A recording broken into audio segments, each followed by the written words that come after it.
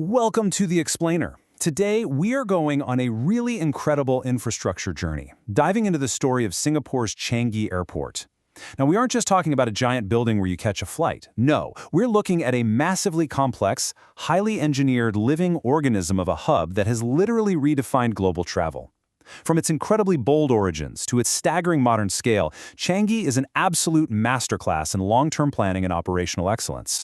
But, there's this massive question we absolutely have to start with to get some context. How exactly does a tiny, geographically constrained island nation engineer one of the most awarded aviation hubs on the entire planet? Singapore has incredibly limited landmass, right? Yet they've somehow managed to build this aviation gateway connecting to over 100 countries worldwide. It's like a giant jigsaw puzzle that required some seriously bold, out-of-the-box thinking to solve. Now, what's really interesting about this slide is the number 80. Every 80 seconds, a flight either arrives or departs at Changi. Just think about that for a second. In the time it takes you to, say, brew a quick cup of coffee, a massive commercial airliner has touched down or taken to the skies. We are talking about roughly 7,000 flights every single week. This relentless rhythm is basically the beating heartbeat of Singapore's connectivity to the rest of the globe. Okay, let's dive into this. Here is our flight itinerary for today. We're going to map out 5 distinct chapters to really understand this complex organism. We'll start with the bold island move, quantify its massive scale by the numbers, trace the terminal evolution, uncover the cargo powerhouse, and finally, we'll look ahead to the future of Changi. Section 1. The bold island move, from Paya Lebar to the coast. Let's see how a huge capacity crisis in the 1970s actually pushed Singapore's aviation sector to seek an entirely new home. To really get this, we have to jump back to the 70s. Global aviation was absolutely exploding. Passenger numbers in Singapore had shot up from just 300,000 in 1955 to a whopping 4 million by 1975. So, their heavily hemmed-in old airport, Paya Lebar, was facing a total capacity crisis. The government had a massive strategic choice to make. Do they try expanding Paya Lebar, bringing urban gridlock and terrible noise pollution right into people's backyards? Or do they take a radical leap of faith and move the whole airport to the eastern coast of Changi? Out there, ocean flight paths would practically eliminate urban noise, and they'd have virtually limitless room to expand eastward. Once they decided on that coastal leap of faith in 1975, they rolled out this brilliantly structured master plan. It kicked off with Phase 1, building the first passenger terminal, upgrading the runway, and putting in 45 aircraft parking bays. They opened that up commercially in July 1981. Then, bam, straight into Phase 2, adding a second runway and 23 more bays. That dual terminal, dual runway foresight, that laid the groundwork for everything that came next. Section 2. By the numbers. Now we're transitioning into the sheer, mind-boggling scale of the operation as it stands today. Those huge bets they placed back in the 70s? Well, they paid off in ways that are honestly hard to wrap your head around without looking at the hard data. In 2025, Changi handled nearly 70 million passenger movements. To put that massive volume into perspective, that's the highest number in the airport's entire 44-year history. Alongside all those millions of people, they managed an astounding 374,000 aircraft movements. It is literally a high-speed operational ballet on a massive scale. But what you really need to take away from this is that Changi isn't just about moving millions of people from point A to point B. It is all about unparalleled service quality. This place dominates global aviation awards. They've racked up over 700 Best Airport Awards since opening. Actually, in 2025 alone, they took home 28 of them. It's insane. They handle this massive volume of travelers, yet somehow the passenger experience always stays world-class. Section 3. The terminal evolution. Let's look at the relentless architectural progression of the airport's physical footprint.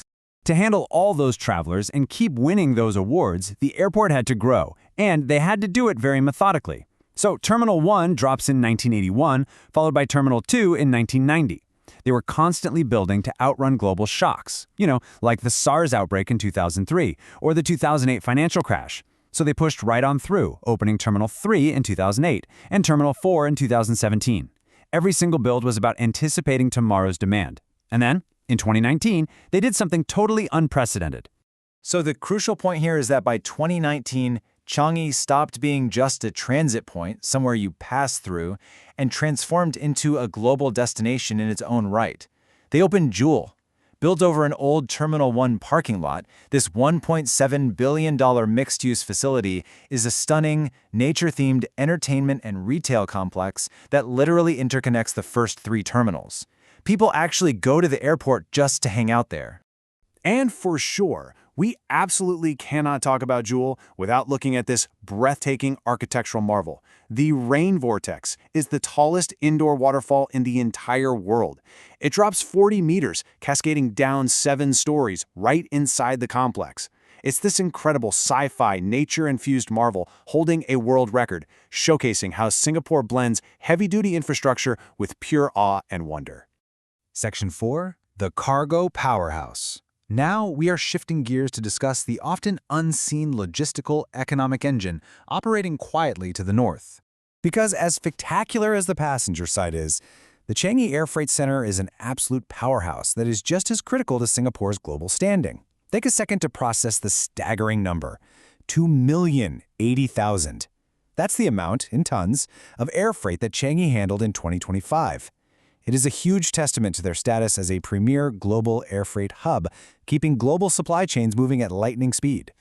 And if we break down the global reach of all that cargo, you'll see Changi's top 5 international markets: China, the United States, Australia, Hong Kong, and India. This massive logistical web is exactly what makes Singapore such a crucial, beating heart in worldwide trade. So why does this specific, massive freight capacity matter so much today? Well, just look at what's flying in and out. We're talking about the physical movement of semiconductors, advanced AI technology, electric vehicles, and clean tech. These are the high-value goods defining our modern global economy, and Changi's cargo engine is exactly what allows these cutting-edge products to move across continents. Section 5. The Future of Changi. Let's look ahead to the next frontier, specifically the mammoth project currently taking shape on reclaimed land to the east. We've seen the bold moves, the staggering numbers, and the cargo operations. But if there's one thing we know about this airport, it's that it never stops building. Right now, they are working on Terminal 5. Despite some delays caused by the global pandemic, this new terminal is taking shape and is on track for the mid-2030s. And when it opens, it is going to massively expand the airport's capacity, adding another 50 million passenger movements every single year. Which leaves us with this final, really provocative thought to ponder. When you look at the master plan, the billions invested, the indoor waterfalls, and now a brand new terminal designed to handle 50 million more people, is Changi still just building an airport? Or are they effectively engineering an entirely new, fully integrated global city? It is a staggering testament to human ambition and long-term vision. Thank you so much for joining me on this explainer today, and honestly, I hope you never look at an airport the exact same way again.